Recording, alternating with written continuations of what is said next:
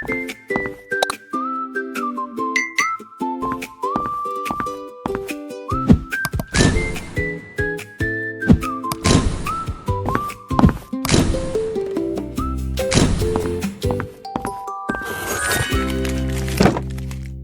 ini diangkat dari kisah nyata dan dibuka dengan monolog emosional Eric Lemarque, mantan pemain hoki profesional yang mengaku telah tenggelam begitu dalam kecanduan narkoba hingga merasa kematian adalah satu-satunya jalan untuk berhenti. Pada 6 Februari 2004, Eric menginap di sebuah kabin di pegunungan bersalju. Saat bersiap memulai hari, radio memperingatkan bahwa badai salju besar akan datang sore nanti, tetapi ia sama sekali mengabaikannya. Di tengah persiapannya, Eric teringat kecelakaan dan penangkapannya akibat mengemudi dalam keadaan mabuk. Ia sedang berusaha pulih dari kecanduan narkoba dan harus menghadiri sidang pengadilan 7 hari lagi. Semua kesalahan yang pernah dibuat juga membuat hubungannya dengan sang ibu dipenuhi rasa kecewa. Meski berusaha berubah, Eric kembali mengonsumsi narkoba sebelum berangkat bermain snowboard. Karena terlambat, ia ketinggalan bus menuju resort. Beruntung, seorang petugas patroli ski bernama Sarah memberinya tumpangan. Sesampainya di gunung, Eric menaiki gondola menuju puncak dan kembali menggunakan narkoba sebelum mulai meluncur di atas salju. Ia menikmati setiap lintasan hingga tidak menyadari cuaca perlahan memburuk. Di sela-sela bermain, ia sempat menelepon ibunya dan meyakinkan bahwa dirinya benar-benar ingin berubah. Sementara itu, Sarah menerima laporan bahwa badai semakin mendekat. Ia segera menghubungi petugas di puncak gunung dan mempertimbangkan untuk menutup seluruh area ski lebih awal. Tanpa menyadari bahaya yang mengancam, Eric terus bermain hingga jarak pandang semakin buruk. Saat memutuskan kembali, angin kencang telah menghapus seluruh jejak lintasan, membuatnya tersesat di tengah pegunungan. Ponselnya juga tidak mendapat sinyal. Dalam kepanikan, Eric mencari perlindungan di bawah sebuah pohon besar. Suhu terus turun drastis dan ia berusaha menyalakan api unggun, tetapi semua usahanya gagal. Di saat putus asa, ia teringat ayahnya yang selalu mengajarkan agar tidak pernah menyerah. Kenangan itu memberinya semangat untuk kembali menggunakan snowboard dan mencari jalan keluar. Namun, bukannya menemukan resort, ia justru berakhir di tepi jurang. Eric terus berjalan menembus hutan bersalju hingga berhadapan dengan kawanan serigala liar. Dengan sisa keberaniannya, ia mengangkat papan snowboard sambil berteriak keras hingga serigala-serigala itu mundur. Tetapi ketika lolongan mereka terdengar dari berbagai arah, Eric langsung berlari menyelamatkan diri. Malam harinya ia menggali lubang di salju sebagai tempat berlindung agar suhu tubuhnya tetap terjaga. Dalam keadaan setengah sadar, ia kembali mengenang masa kecilnya, termasuk pertengkaran kedua orang tuanya. Ibunya ingin Eric menikmati masa kecil yang normal, sedangkan ayahnya yang kecanduan alkohol memaksa Eric berlatih keras agar kelak tidak bernasib buruk seperti dirinya. Keesokan paginya, Eric mencoba mengingat jalur yang telah dilaluinya, tetapi akhirnya menyadari bahwa ia benar-benar tidak tahu berada di mana. Tanpa pilihan lain, ia kembali menuruni lereng dengan snowboard, namun usahanya kembali gagal. Ia tetap terjebak di tengah hutan tanpa makanan maupun minuman, hanya ditemani sebungkus narkoba yang masih tersisa.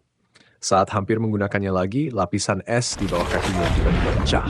Eric terjatuh ke dalam air yang membeku.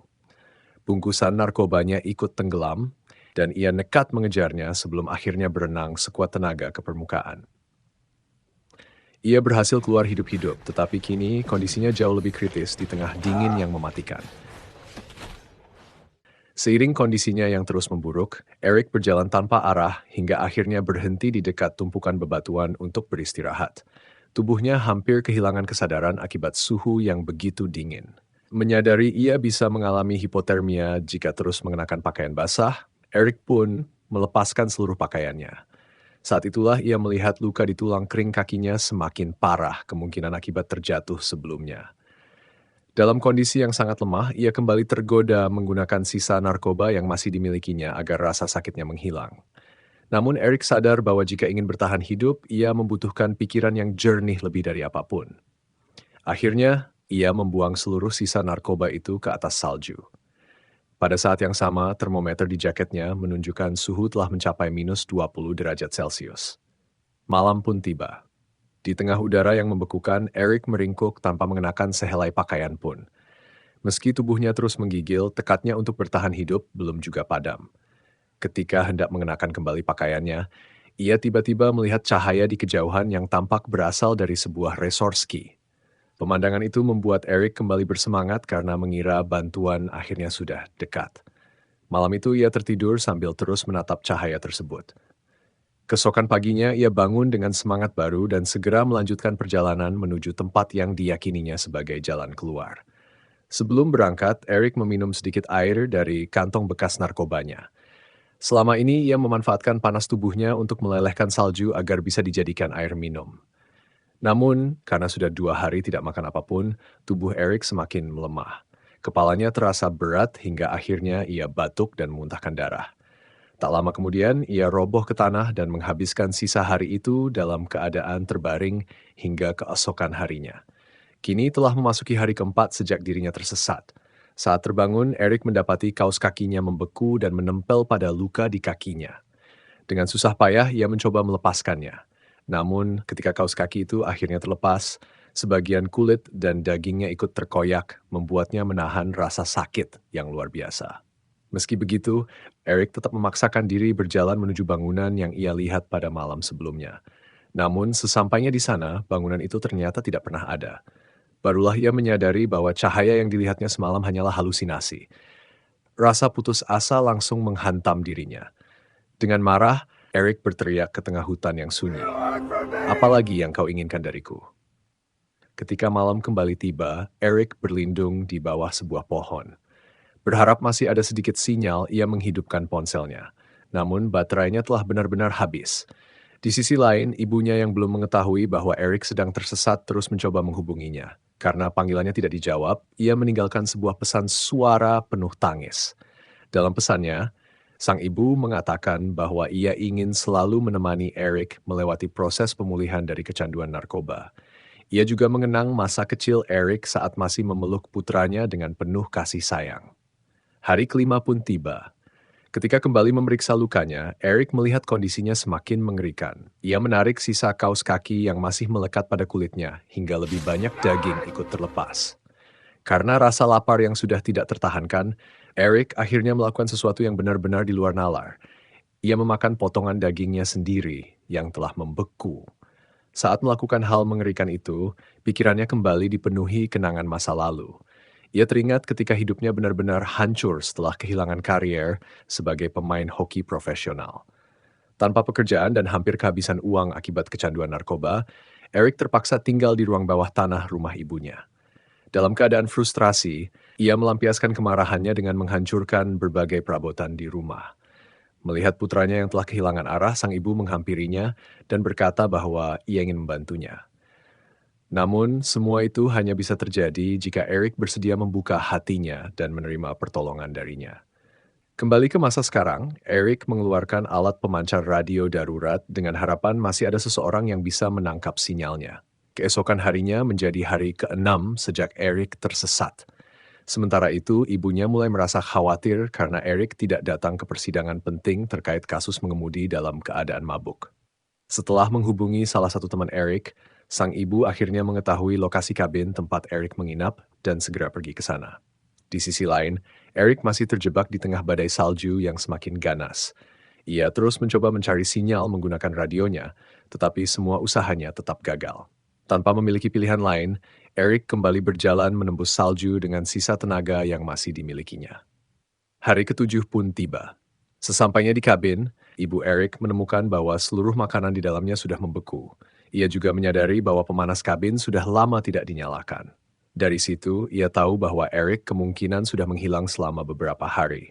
Tanpa membuang waktu, ia langsung pergi ke pos patroli ski untuk melaporkan bahwa anaknya hilang. Saat melihat foto Eric, Sarah langsung mengenalinya. Ia segera mengumpulkan tim pencarian dan penyelamatan, lalu memulai operasi pencarian menggunakan helikopter.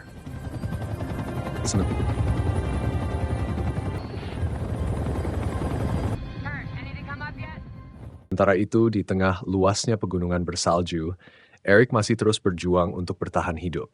Tiba-tiba, ia mendengar suara baling-baling helikopter dari kejauhan. Dengan seluruh tenaga yang tersisa, Eric berteriak meminta pertolongan. Ia bahkan merangkak menuju tempat yang lebih terbuka agar lebih mudah terlihat dari udara. Namun, harapan itu kembali pupus. Helikopter yang diterbangkan Sarah melewati area tersebut tanpa menyadari keberadaan Eric. Operasi pencarian hari itu pun berakhir tanpa hasil. Eric hanya bisa terbaring lemah di atas salju, merasa semakin putus asa.